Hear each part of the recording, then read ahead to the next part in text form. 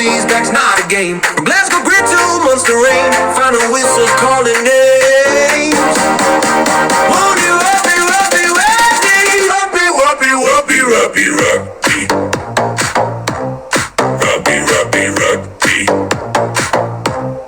rugby, rugby, rugby, rugby, rugby. This is the final whistle rugby podcast. News, views, and pure club banter. Like, share, and subscribe.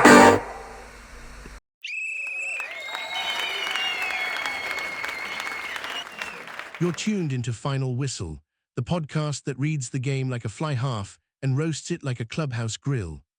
I'm Dewi Thomas, your rugby raconteur, pint in hand, and ready to unpack a weekend that gave us derby drama, South African spice, and a Croke Park clash that rattled the URC leaderboard. Round 4 didn't tiptoe in, it kicked the door off its hinges. We had red cards, bonus points, and a few teams still wondering what just hit them.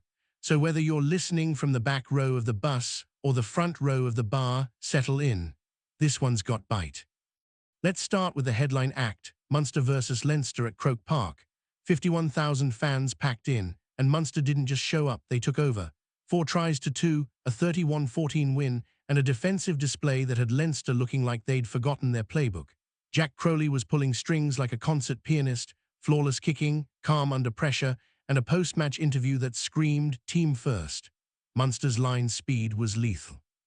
They shut down Leinster's wide channels, forced them into traffic, and turned every breakdown into a battleground.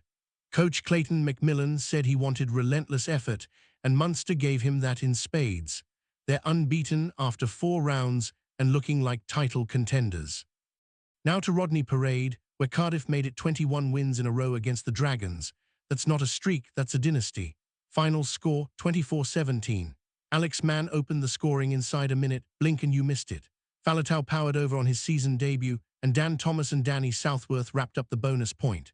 Dragons had their moments. Ben Carter's late try and an Angus O'Brien penalty gave them a losing bonus, but Cardiff were just too sharp. Interim coach Cornel van Zyl is loving life, and rightly so. 3 wins from 4, top of the table at 1 point, and a pack that's scoring like backs. Cardiff's maul was a weapon, their breakdown work was clean, and their defensive shape held firm even when Dragons threw the kitchen sink. Out in Italy, Stormers beat Zebba Palmer 31-13. Sacha Feinberg Emengomzulu was on fire, 2 tries and 16 points. He's got the boot, the brain, and the swagger. Zebba showed flashes, especially through their midfield, but Stormers are just too clinical. They stay top on points difference and look like they've packed extra flair in their luggage.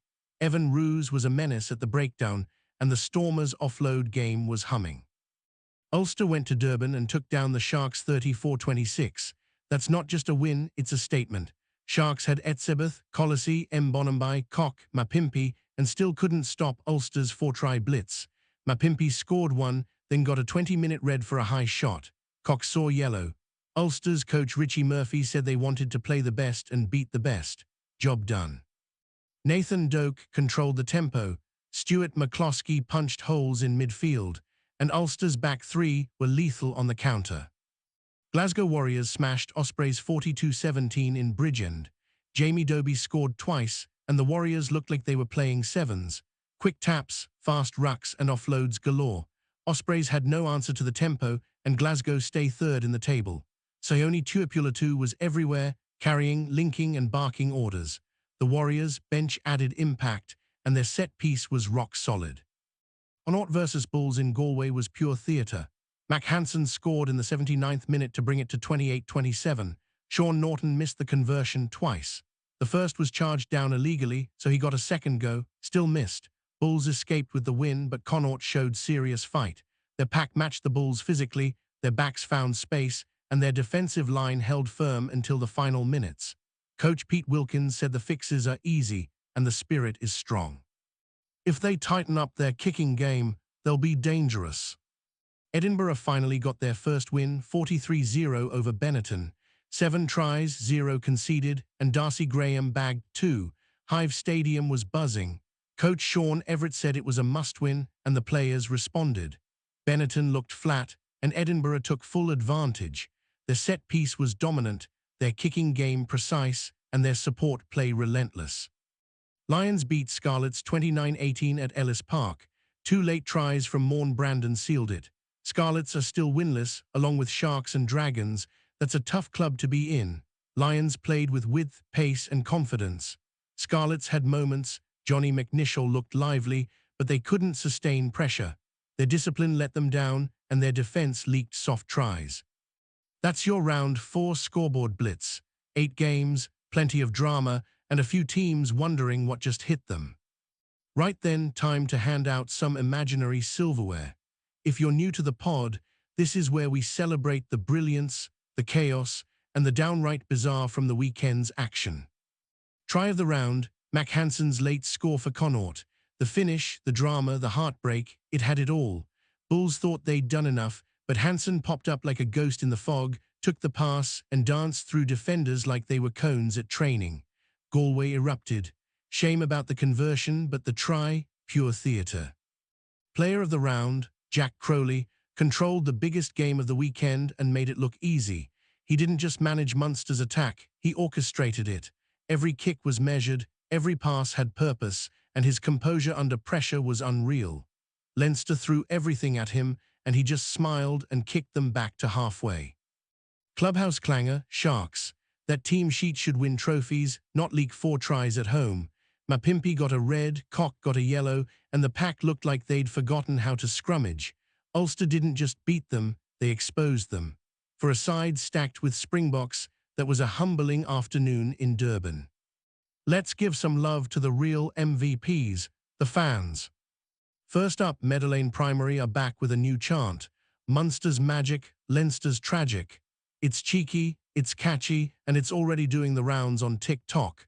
If you've got a remix, send it in. We'll feature the best one next week. Shout out to the Cardiff fan who wore a referee shirt to Rodney Parade.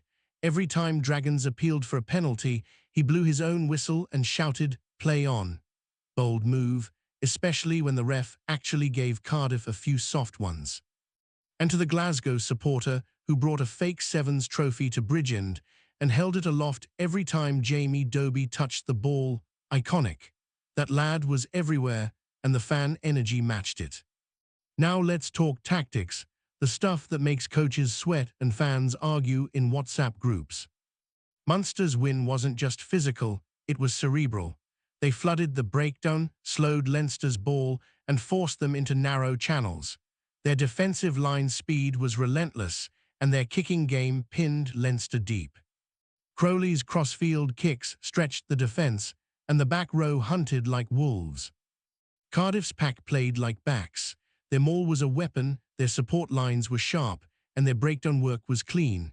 Faletau's return added calm and class, and Alex Mann's early try set the tone. Van Zil's coaching fingerprints are all over this side, disciplined, aggressive, and confident. Stormers are playing champagne rugby with a steel spine. Feinberg Emengomzulu is the conductor, Ruse is the wrecking ball, and their offload game is humming. Zeba couldn't live with the tempo, and Stormers' defensive structure was airtight. Ulster's win in Durban was built on smart kicking and brutal midfield carries.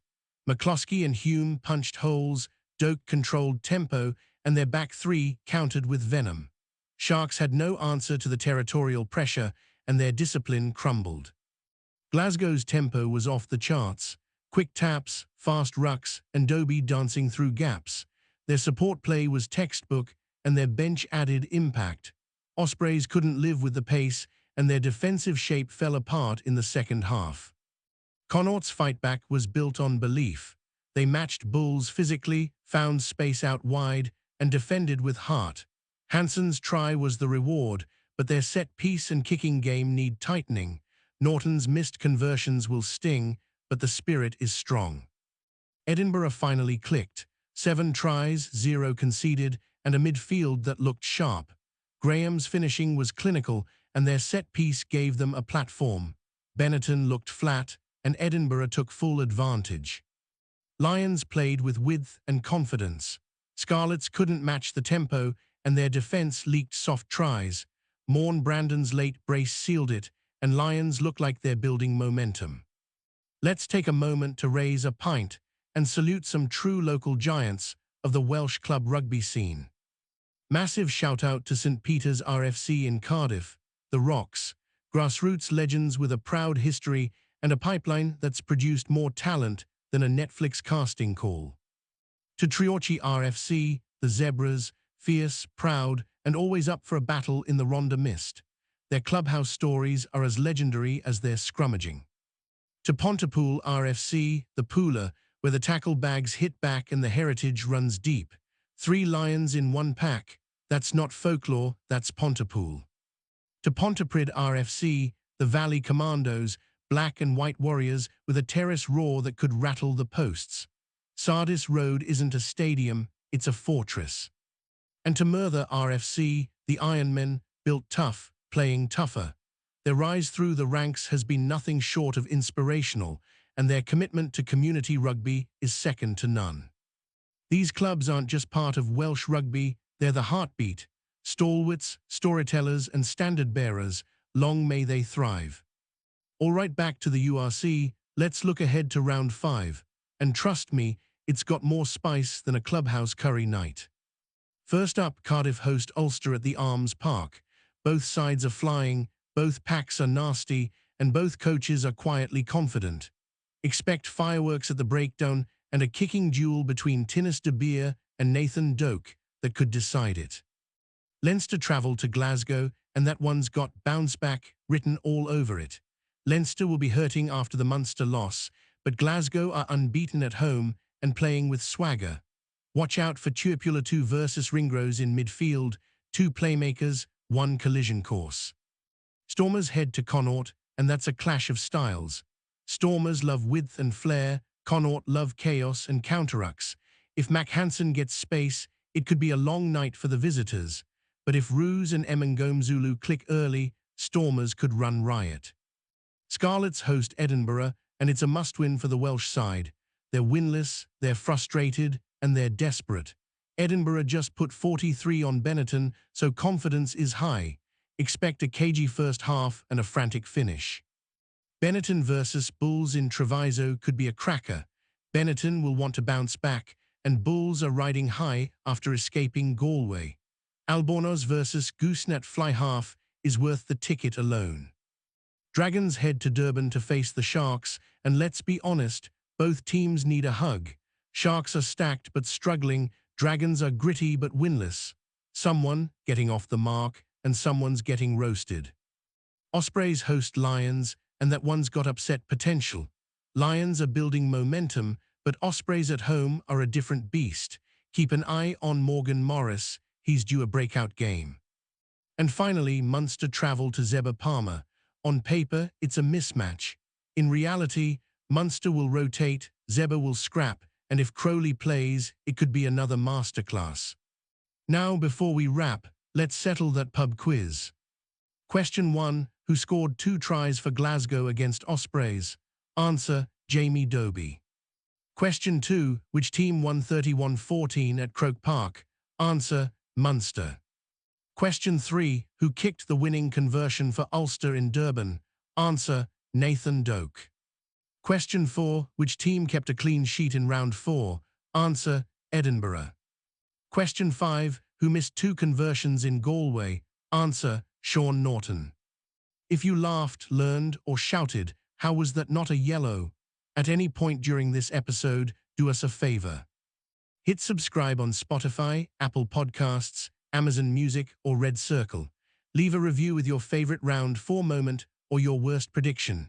Share the pod with your rugby crew, your school shoutout squad, or that one mate who still thinks Dragons will win the league. Tag us in your clubhouse setups, cowbells, kit mashups, pint selfies, we want it all. And if you've got a chant, a stat, or a spicy take for round 5, send it in. You might just hear it next week. Until then, keep your tackles low, your banter high, and your pint topped up. Cheers from the Clubhouse.